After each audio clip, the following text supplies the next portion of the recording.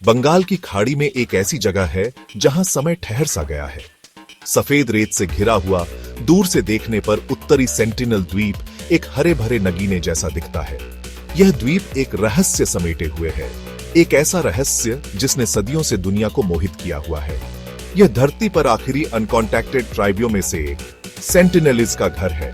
उनका आइसोलेशन परम है, उनका जीवन जीने का तरीका एक भूले हुए अतीत की खिड़की है। यह कहानी है मुलाकातों और परहेज की, सांस्कृतिक टकराव की और मानव लचीलेपन की अटूट शक्ति की। सेंटिनेलीज लोग इस द्वीप पर अनुमानित 60,000 सालों से रह रहे हैं।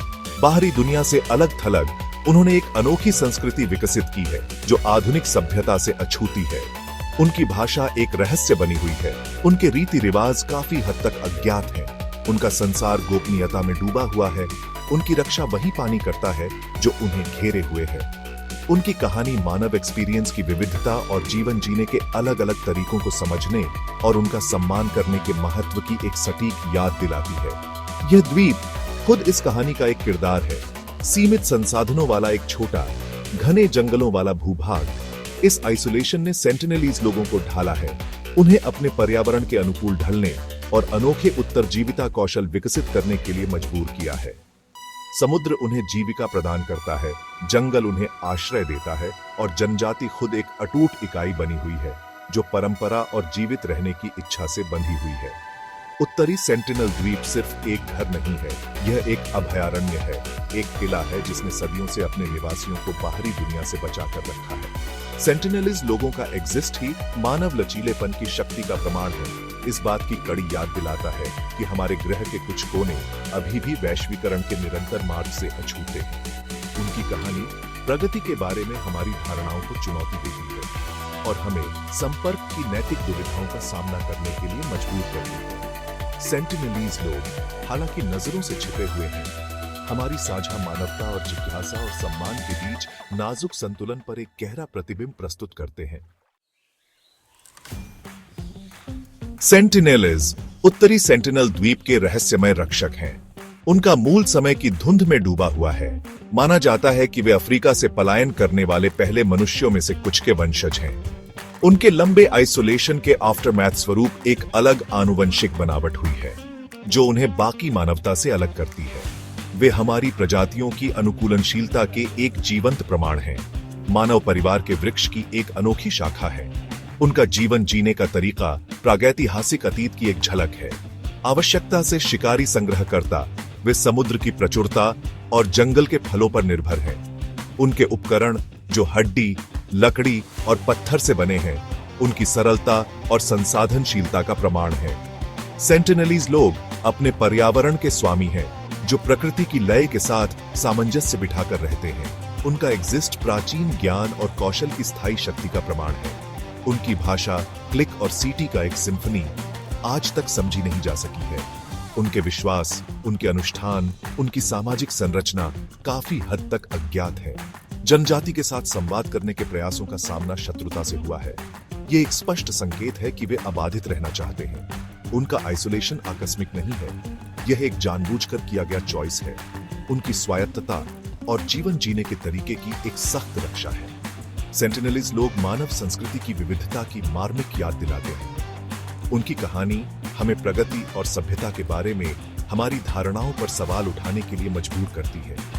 उनका एग्जिस्ट हमें प्राकृतिक दुनिया और उसके निवासियों के साथ हमारी बातचीत के नैतिक निहितार्थों पर विचार करने की चुनौती देता है। सेंटिनेलीज लोग अपनी चुप्पी में सांस्कृतिक संरक्षण के महत्व और स्वदेशी लोगों के आत्मनिर्णय के अधिकार के बारे में बहुत कुछ कहते हैं। सेंटिनेलीज लोगों की अनूठी भेद्यता को आइडेंटिटी देते हुए भारत सरकार ने एक सख्त हैंड्स ऑन नीति लागू की है। उत्तरी सेंटिनल द्वीप के चारों ओर 5 किलोमीटर का एक निषिद्ध क्षेत्र है जहां किसी भी अनधिकृत पहुंच पर रोक है। कानून में निहित यह नीति संपर्क के संभावित विनाशकारी आफ्टरमैथों से जनजाति की रक्षा के लिए भारत की प्रतिबद्धता का प्रमाण है। यह बाहरी इंटरफेरेंस से मुक्त होकर अपनी शर्तों पर एग्जिस्ट में रहने के सेंटिनेलीज लोगों के अधिकार की मान्यता है। निषिद्ध क्षेत्र केवल मानचित्र पर एक रेखा से कहीं अधिक है। यह एक गहन नैतिक रुख का प्रतिनिधित्व करता है। यह उस नुकसान की संभावना को स्वीकार करता है जो बाहरी दुनिया के संपर्क से सेंटिनलीज लोगों के लिए आ सकता है। वे बीमारियां जिनके प्रति उनमें कोई प्रतिरक्षा नहीं है, सांस्कृतिक व्यवधान और शोषण कुछ ऐसे खतरे हैं जो उनकी दुनिया के किनारों पर मंडराते रहते हैं। भारत सरकार की नीति एक सुदीफेंसात्मक आलिंगन है जो जनजाति को इन खतरों से बचाती है। इस नीति को लागू करना एक चैलेंज पूर्ण कार्य है।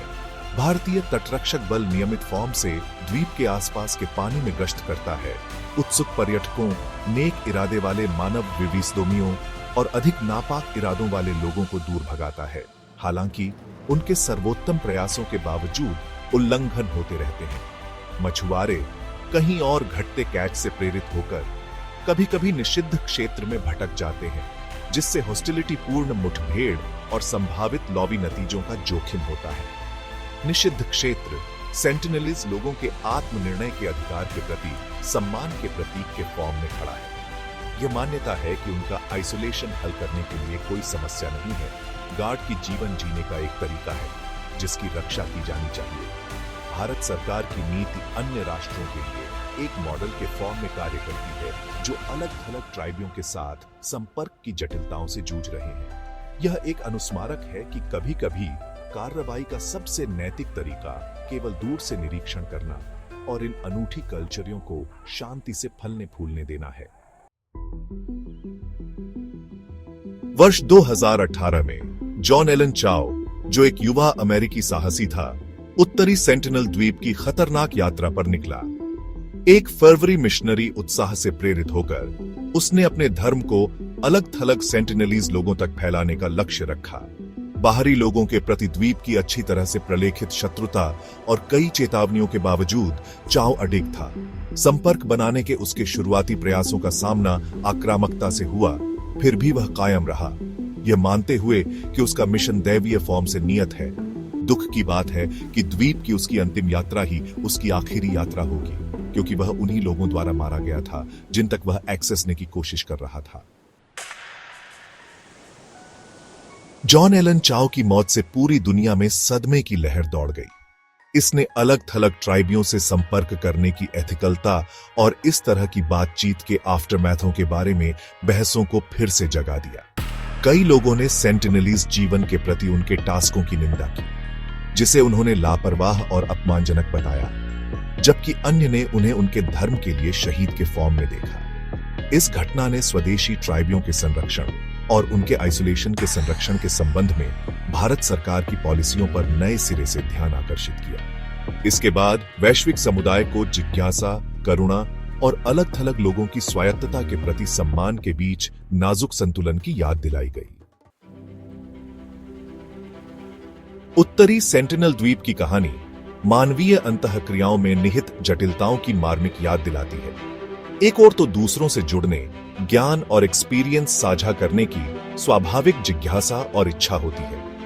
दूसरी ओर उन लोगों की सीमाओं और स्वायत्तता का सम्मान करने की गहन आवश्यकता है जो आधुनिक दुनिया से अलग रहना पसंद करते हैं। सेंटिनलीज लोगों ने बार बार यह स्पष्ट किया है कि वे अलग-थलग रहना चाहते हैं। यह एक नाजुक संतुलन है जिसके लिए उनकी इच्छाओं पर सावधानीपूर्वक विचार और सम्मान की आवश्यकता होती है, यह सुनिश्चित करते हुए कि उनके जीवन जीने के अनोखे तरीके को संरक्षित किया जाए। उत्तरी सेंटिनल द्वीप के लेंस के माध्यम से हमें आइसोलेशन की अवधारणा में उसके शुद्धतम फॉर्म में एक दुर्लभ झलक मिलती है। यह द्वीप और इसके निवासी बाहरी इंपैक्ट के प्रतिरोध और सांस्कृतिक पहचान के संरक्षण के पावरशाली प्रतीक के फॉर्म में कार्य करते हैं। यह अन्वेषण हमें अपने स्वयं के संबंधों और दूसरों पर अपने टास्कों के इंपैक्ट को रिफ्लेक्शनित करने के लिए चुनौती देता है। एक ऐसी दुनिया में जो तेजी से परस्पर जुड़ी हुई है, सेंटिनलीज लोगों की कहानी स्थायी मानवीय भावना और आत्मनिर्णय के अधिकार के प्रमाण के फॉर्म में है।